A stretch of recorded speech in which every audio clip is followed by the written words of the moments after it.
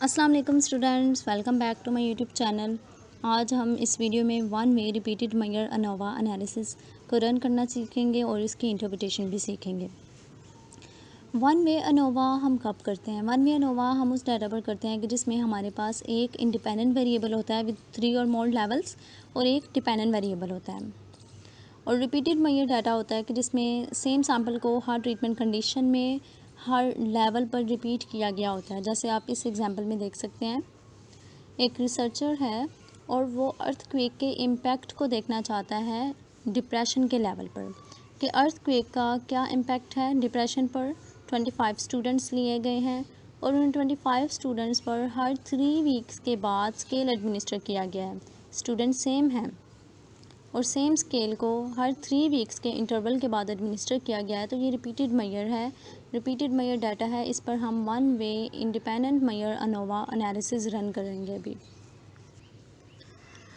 Now to run one way repeated measure ANOVA, click on analyse general linear model repeated measures. अब यहाँ पर with in subject में आपने factor का name लिखना होता है। हमारे पास फैक्टर यानी कि इंडिपेंडेंट वेरिएबल अर्थक्वेक है, उसका नाम लिख देंगे।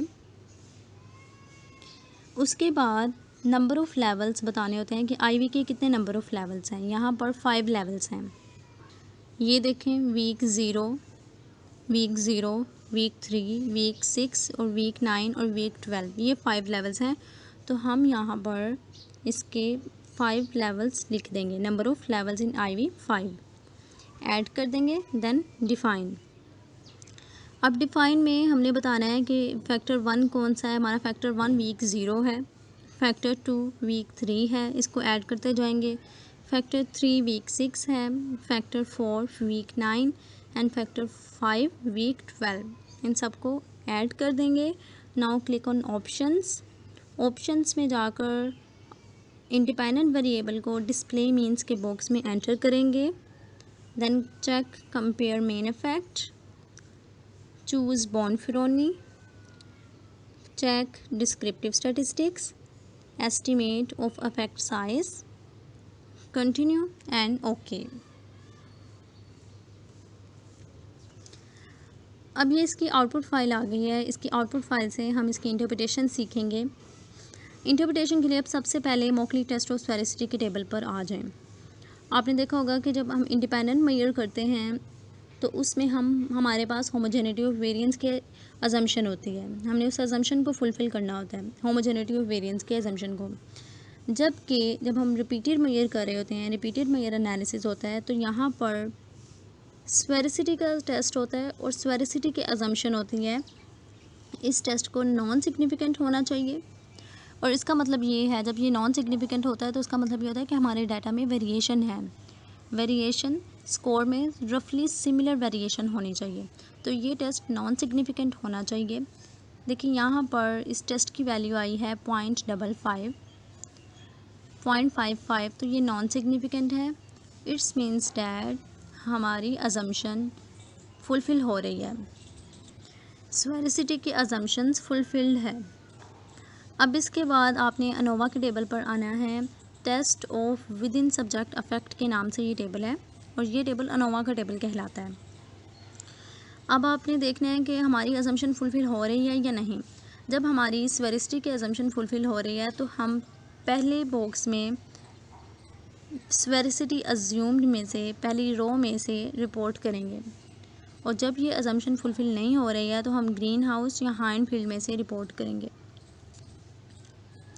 ये ऊपर वाला बॉक्स बिटवीन का है और नीचे वाला एरर यानी कि विद इन का है। जब अजम्पशन फुलफ़िल हो रही है हमने स्फेरिसिटी अज्यूम्ड में से degree of freedom, F significance और ईटा स्केयर को रिपोर्ट करना है। और जब अजम्पशन फुलफ़िल नहीं हो रही है, स्फेरिसिटी के अजम्पशन फुलफ़िल नहीं हो रही है, टेस्ट सिग्निफिकेंट आ गया है, 0.05 से लेस देन है, तो उस केस में हम ग्रीन हाउस और हाइंड फील्ड में से रिपोर्ट करेंगे। अब यहाँ भी एक इम्पॉर्टेंट चीज़ ये है कि अक्सर ये होता है कि ग्रीन हाउस और हाइंड फील्ड का सिग्निफिकेंस का लेवल बिल्कुल सेम आ रहा, डिफरेंट आ रहा होता है, सेम नहीं है। अगर सेम आएगा तो हम ग्रीन हाउस में से रिपोर्ट कर देंगे और जब इनमें वेरिएशन आती है तो फिर हम इसमें एवरेज निकालते हैं। वो इस तरह से निकालेंगे कि ग्रीन हाउस के सिग्निफिकेंस को और हाइंड फील्ड के सिग्निफिकेंस को प्लस करेंगे, 2 पे डिवाइड करेंगे, हमारे पास एक एवरेज आ जाएगा। वो एवरेज की वैल्यू में हम ये करेंगे कि जिस भी सिग्निफिकेंस के साथ मैच कर रही होगी ना, चाहे वो ग्रीन हाउस के साथ है या हाइनफील्ड के साथ है, तो उसमें से हम उसको रिपोर्ट कर देंगे। इस केस में ऐसा सीन नहीं है, क्योंकि हमारी अजम्पशन फुलफ़िल हो रही है, तो हम स्फेरिसिटी अज्यूम्ड में से ही रिपोर्ट करेंगे। तो इस टेबल से हमने रिपोर्ट करना है एफ़ की value, degree of freedom, significance और अफेक्ट साइज़। तो हम इस तरह से इसकी रिपोर्टिंग करते हैं। इस तरह से हम इसको लिखेंगे। One way repeated Mayar ANOVA was carried out to see the impact of earthquake on depression. Results showed that there was significant effect of earthquake on level of depression. F with degree of freedom 4 and 96।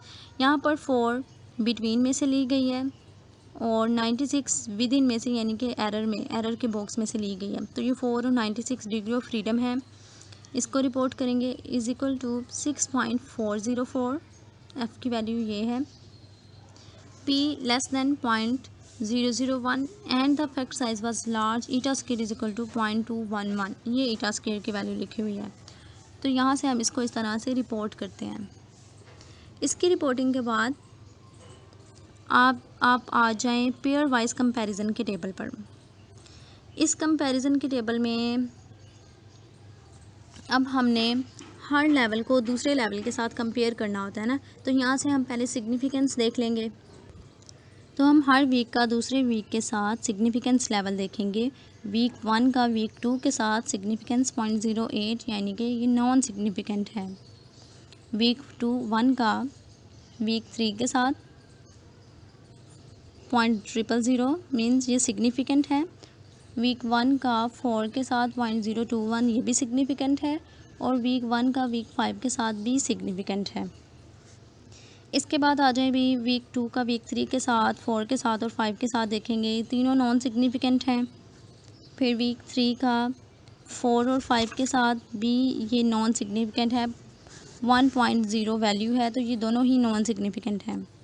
Week 4 का week 5 के साथ भी non significant है, 1.0 value है। तो यहाँ पर हमारे पास सिग्निफिकेंट सिर्फ वीक 0 का, यानी कि 3 वीक्स पहले जो मेजरमेंट ली गई थी उसका सिग्निफिकेंट डिफरेंस आया है बाकियों की निस्बत, और बाकी सब में नॉन सिग्निफिकेंट डिफरेंस है।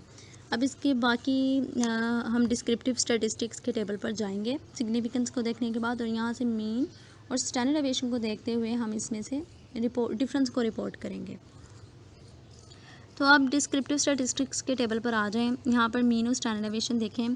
सबसे कम मीन 3 वीक पहले यानी कि 0 वीक पर है, यानी कि जो 3 वीक्स पहले मेजरमेंट ली गई थी डिप्रेशन की, उसमें सबसे कम स्कोर है डिप्रेशन का। यहाँ पर मीन की वैल्यू है 8.6 और स्टैंडर्ड डेविएशन के 4.1, जो कि कम है बाकी सब की निस्बत। तो हम इसको इस तरह से रिपोर्ट करेंगे कि हमारा 3 वीक पहले अर्थक्वेक के 3 वीक पहले डिप्रेशन का लेवल कम था, उसके बाद डिप्रेशन का लेवल ज़्यादा था, और इसके क्योंकि ये सिग्निफिकेंट डिफरेंस था तो हम सबसे पहले सिग्निफिकेंट डिफरेंस ही रिपोर्ट करते हैं।